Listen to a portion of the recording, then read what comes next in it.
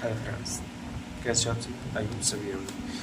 तो आज हम बात करेंगे निलंबन और कोलेड विलयन के बारे में। ठीक है, तो पहले कोलेड विलयन को समझते हैं। निलंबन एक विषमांगी मिश्रण है जिसमें ठोस के छोटे छोटे कण पूरे द्रव में इसमें बिना घुले फैले रहते हैं। निलंबन में ठोस कणों का आकार पर्याप्त बड़े होते हैं। निलंबन में विलेय तथा विलायक के कणों में पर्याप्त अंतर होता है। इसमें विलायक के कणों का आकार या व्यास क्रमशः 10⁻⁻⁻5 से लेकर 10⁻⁻6 तक किसके कणों का वो होता है आकार, विलेय का। और 10⁻⁻10 मीटर की कोटि का किसका होता है, विलायक का होता है। निलंबन में निलंबित कणों को नग्न आँखों से भी देखा जा सकता है निलंबन में। ठीक है, यानी एक तरह से पानी में मिट्टी को डाल दिया तो वो निलंबन ही है। जैसे खड़िया एग्जाम्पल के तौर पर, जैसे खड़िया जल का मिश्रण, मटमैला पानी, पेंट, मैग्नीशियम का दूध, जल में निलंबित रेत कण, उल्टा जल मिश्रण आदि निलंबन के उदाहरण हैं। मटमैला पानी जल में मिट्टी के कणों का निलंबन है। पेंट विभिन्न द्रवों में रंगीन पदार्थों का निलंबन है। मैग्नीशियम का दूध जल में मैग्नीशियम हाइड्रोक्साइड का निलंबन है।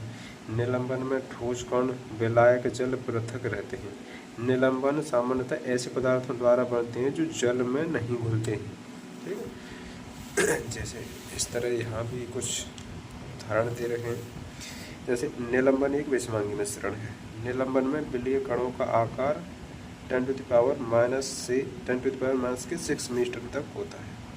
विलायक के कणों का आकार 10⁻⁻10 मीटर से पर्याप्त बड़ा होता है।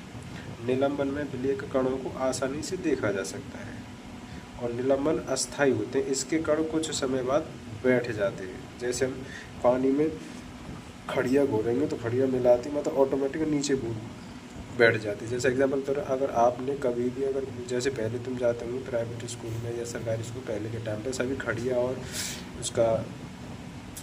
और उसकी पट्टी ब्लैक बोर्ड टाइप में जो होती है उसका प्रयोग करते थे। ऐसे तो पहले हम वो बनाते थे, बोर जैसे कहते हैं, तो खड़िया मिला के तो उससे लकड़ी की एक पेंसिल टाइप में बनाते थे। उससे हम देखते थे तो हम उसको हिला के मतलब से वो खड़िया को लेते थे। ठीक है, तो ऐसे ही है। तो आइए चलो स्टार्ट करते हैं। कोलोइड विलयन क्या होता है? कोलोइड एक प्रकार का विलयन है जिसमें विलेय कणों का आकार वास्तविक विलयन के कणों की अपेक्षा बड़ा परंतु विलयन के कणों की अपेक्षा छोटा होता है। कोलोइडों को कोलोइड विलयन भी कहते हैं। यद्यपि कोलोइड हमें समांगी प्रतीत होते हैं, परंतु जब उच्च शक्ति के सूक्ष्मदर्शी से देखते हैं तो वे वास्तव में विषमांगी पाए जाते हैं। यानी ज़्यादा गहराई से हम चेक करेंगे तो वो विषमांगी पाए जाएंगे। ठीक है, ज़्यादा गहराई से चेक करेंगे।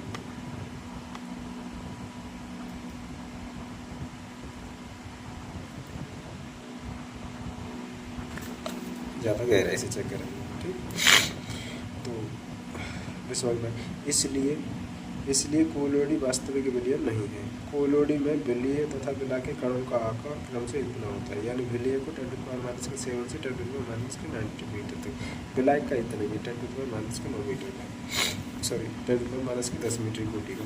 वास्तविक विलयन के अवयव विलेय तथा विलायक के समान ही कोलोइडी विलयन में दो प्रावस्थाएं उपस्थित होती हैं, जिनमें से एक प्रावस्था सतत होती है जिसे परिक्षेपण माध्यम कहते हैं।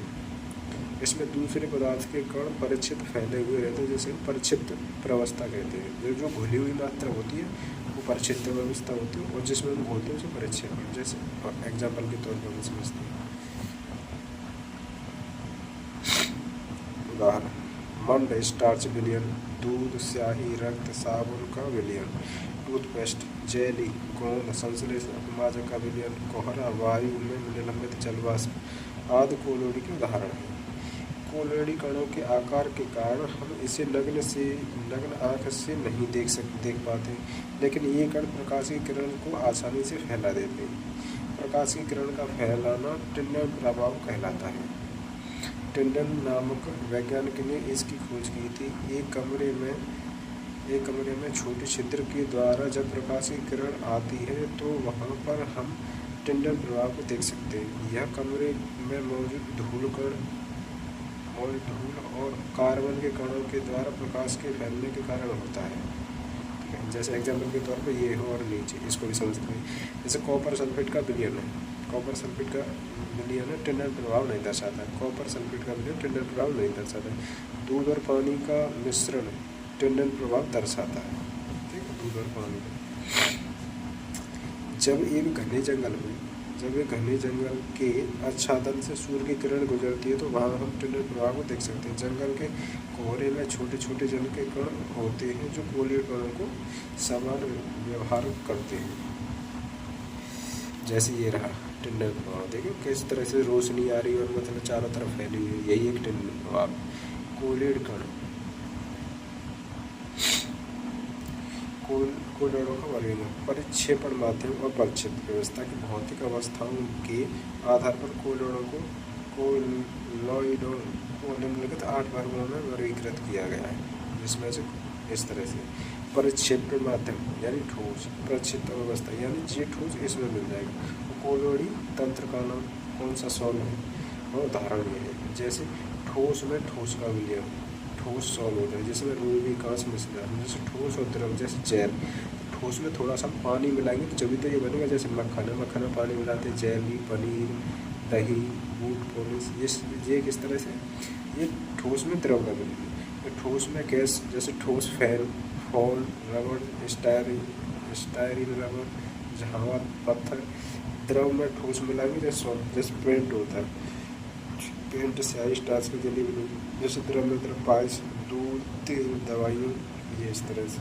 द्रव में गैस मिलाओ, झाग या फैन, यानी द्रव में गैस मिलाओ, झाग या फैन, साबुन का झाग, सोडा वाटर, तरह से सब।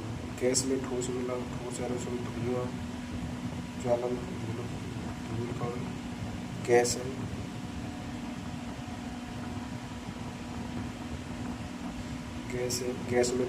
गैस में द्रव एरोसोल, कोहरा, बादल और कोलियों के अवलक्षण। कोलियों, इसको और थोड़ा सा समझते हैं इसको।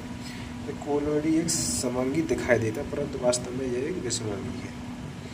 कोलियों पर्याप्त स्थायी होते, कुछ समय रखने पर कोलियों के कण पृथक नहीं होते। कोलियों इसमें से गुजरते हुए प्रकाश किरण पुंज का प्रकीर्णन कर देता है, जिसे टिंडल प्रभाव कहते हैं।